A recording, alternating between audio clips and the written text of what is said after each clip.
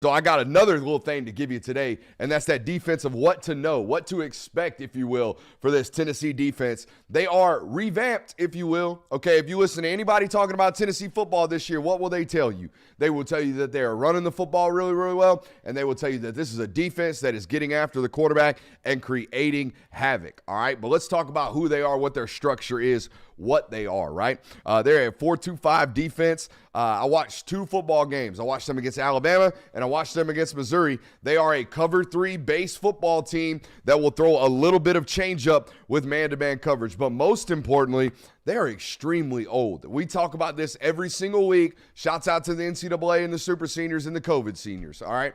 The NCAA allowing all of these additional years of eligibility has just created a backlog to where you have SEC defenses that look like this and that look like Missouri. 10 seniors on this roster, they are on this starting unit rather, and a bunch more in the 2 deep. The only real 2 underclassmen, or 3 I should say, Anthony Josephs, Elijah Herring, and James Pierce. Those 3 sophomores, they get some reps, they get some burn. Outside of that, you're looking at 4th and 5th year guys, okay? So these are guys not only that have played a lot of football, but these are football players that have played a lot of football against the University of Georgia. They will have a safety in the box, all right? Whether they're a man football team on Saturday or whether they're a cover 3 football team, the additional safety, most likely number 2, will be hanging out and hovering around the box as well as number 5, okay? So they like to stack it up and crowd that box. Very rarely is the middle of the field open, okay, post-snap. It might look like that pre-snap. It might look like they have 2 safeties back there, but as soon as the post-snap happens, as soon as the ball is snapped, a safety is rolling into the box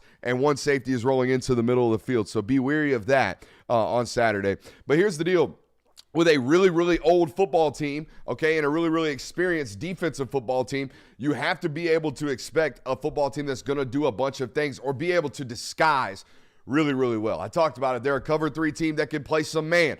Last year, they were a man blitz football team, kind of lived and died by it. It's why they were almost dead last in explosives on the defensive side of the football, while also being one of the best teams in the nation on the offensive side of the football in the very same category. They're trying to balance it a little bit this year with being aggressive, getting after you, while also playing some zone coverage in and behind that and trying to keep everything up underneath them. So when these change-ups happen, when they show man and they play zone, or they show zone and they play man post-snap, understand that their veteran presence, their age is going to allow them to disguise things so much better than a young defensive core might be able to. So you got to be ready for the changeup that they're going to throw at you defensively. I will tell you this, though.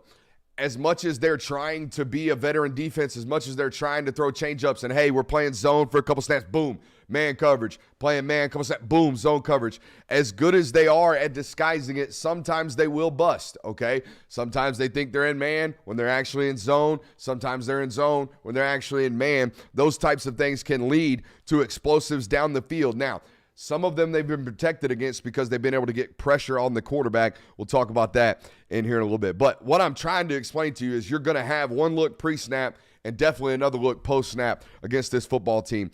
I will also tell you the most of the man pressures this year when they play man coverage. You guys know I can see y'all, right? It's hella distracting me all over giggling and laughing. What's going on? Nothing, chat. Chat? Chat, yeah. Chat's out here wilding. Shouts out to the chat. But anyways, when they are a mixed coverage football team, I can promise you right now, when you're in plus territory, their tendency on third, medium, third, and long is to play man, cover 1 across the board and bring 5, maybe 6. They're going to man pressure you on third and long from what I've seen off of tape. So just be ready to do that, or be ready to handle that.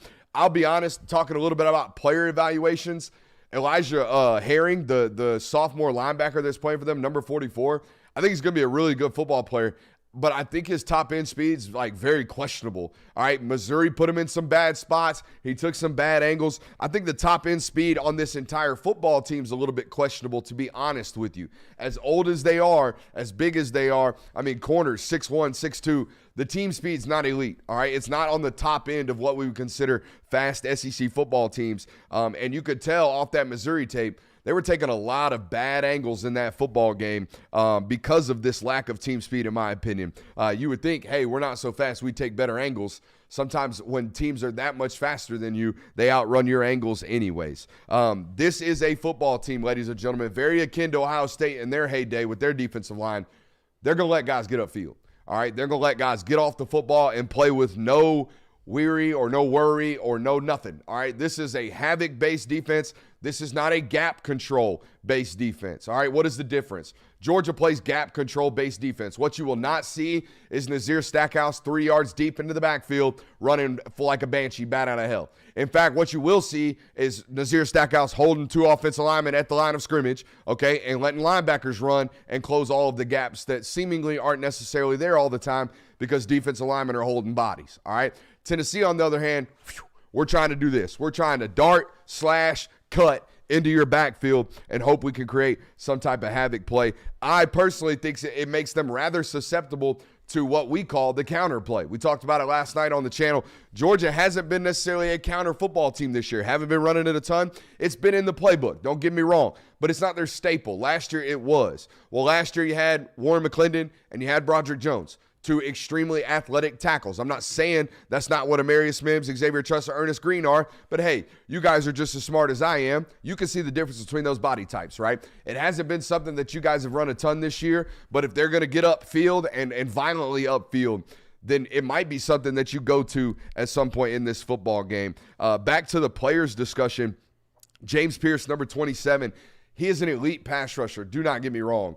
I think he can be pushed around in the run game. I would hunt this guy in the run game. I would say Amarius Mims is going to block that guy 9 yards off the point, and we're going to run right at that. That's probably what I would start with when James Pierce is on the field, but he doesn't necessarily – he's a kind of a spot player from what I've seen on tape. He's not technically their one, and that's on to another discussion. They're extremely deep in their front four. They're going to play 3 deep, all right? They're going to play 3 units of defensive linemen, and they're going to try to stay relatively fresh. Talking about more players in general, I like number 6, Aaron Beasley, the linebacker. He's been playing really, really good football for a long time in this conference. Number 10, I don't know his name, gentlemen, but he is a fire hydrant. He is 6'2", listed at 340 pounds. I'm personally, eyeball scouting him on tape, going to say he's a flat 6'1", and he's a rotund 360.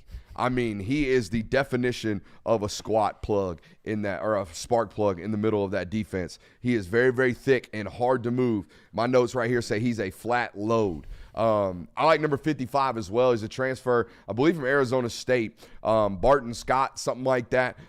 He's athletic as hell at 6'3", 300 pounds. Outside of that, they got some guys that can get after the quarterback, but I don't know if it's necessarily like an elite, front. I shouldn't say that. They got a couple of NFL football players. They're playing really, really well, and they're playing aggressively right now, and you should expect to see that Saturday afternoon inside of Neyland Stadium. Hey,